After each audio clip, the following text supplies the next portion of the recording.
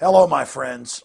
Free humanity struck a great blow against the forces of world government and tyranny 2 weeks ago when people inside the University of East Anglia in England, the chief United Nations climate research facility, leaked thousands of emails, hundreds of documents, the computer programs used for weather models, and exposed that the internal scientists knew that the Earth was actually cooling, that they had to hide the decline, and also persecute other scientists and peer-reviewed journals and studies that were conflicting with their fraudulent views.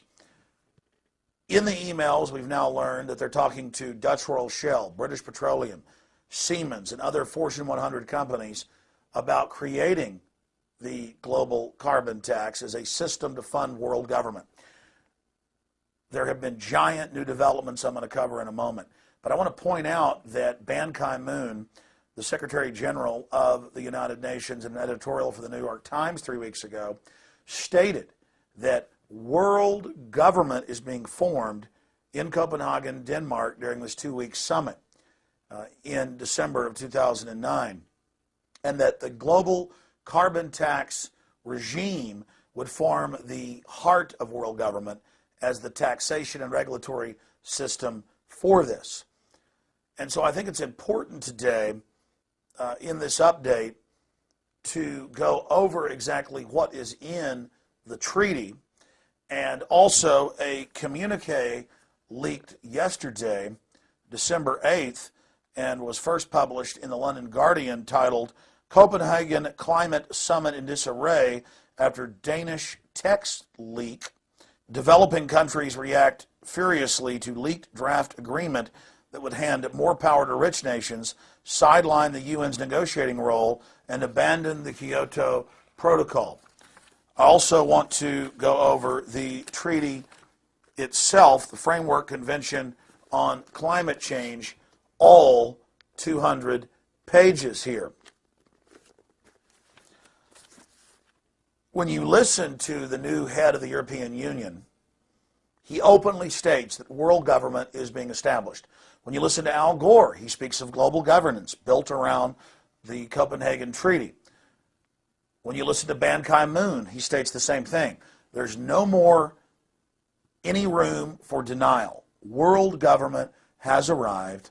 World government is here. It is unelected, it is tyrannical, and it wishes to control the planet through an iron grip on resources. But here is the big development.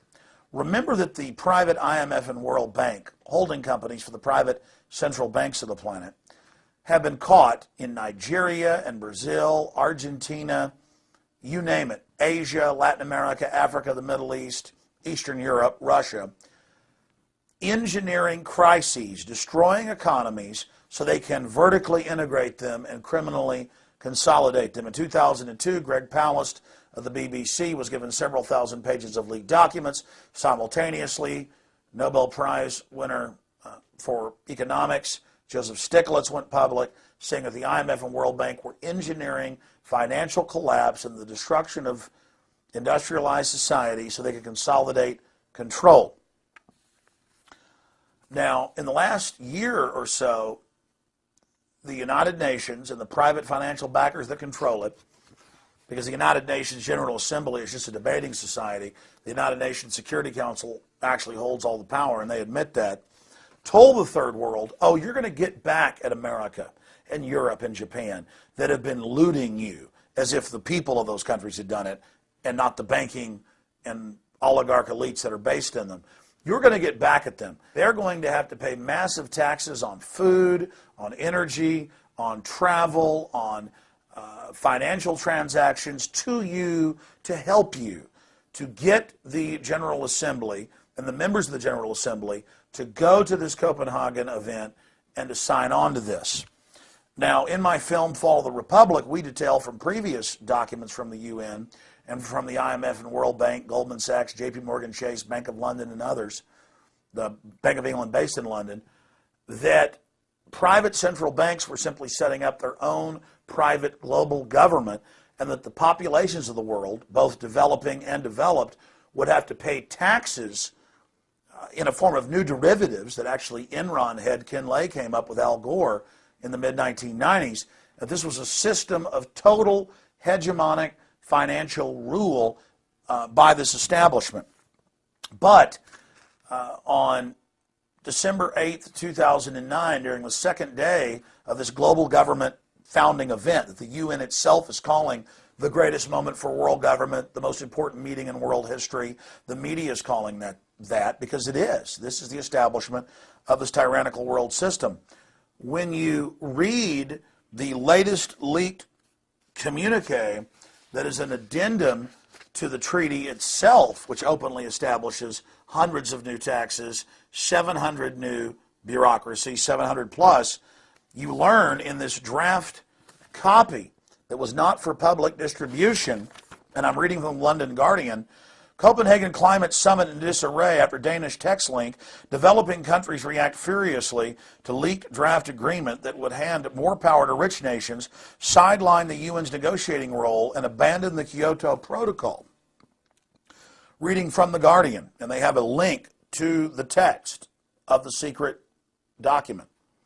The document is also being interpreted by developing countries as setting unequal limits on per capita carbon emissions for developed and developing countries. That's what the eugenicists have always planned. That is what they have always stated, that this is really a way to freeze development in the third and developing world so that these countries can be vassals of the larger global private corporate imperium. And it continues, meaning that people in rich countries would be permitted to emit nearly twice as much under the proposals. And it goes further and states that the UN is just a front company and will have no power. See, the third world thinks they control the UN because they're in the General Assembly. And that the IMF, World Bank, and other private corporations will actually control the global system and issue the credits. Force developing countries to agree to specific emission cuts and measures that were not part of the original UN agreement. So it is a classic bait and switch. That is from the London Guardian today. You can link through by clicking. We also have this up on Infowars.com and PrisonPlanet.com and read the secret treaty for yourself. But when you read the official Framework Convention on Climate Change, when you read the nearly 200 pages, it states a 2% tax on all nations of the planet, and once nations have signed on, they cannot remove themselves voluntarily. They have to have a unanimous vote by the other members to allow them to leave. So it's like a roach motel. The slaves go in, the slaves don't get out.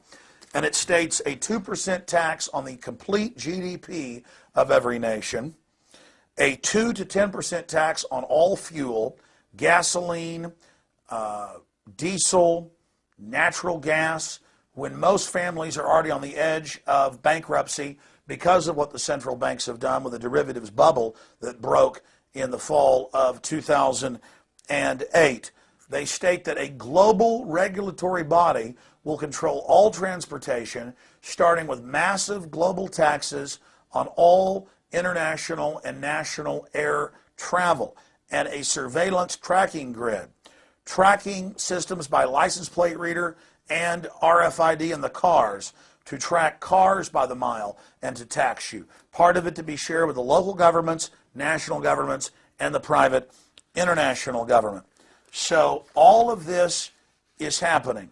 All of this is in the legislation. And remember, this treaty until a month ago was secret. They wouldn't issue it to the public, but it was leaked, and they confirmed this is their treaty. A new version of the treaty came out, and it's even worse. I discussed that yesterday on the radio for a full hour with Lord Christopher Monckton, who's been one of the main people exposed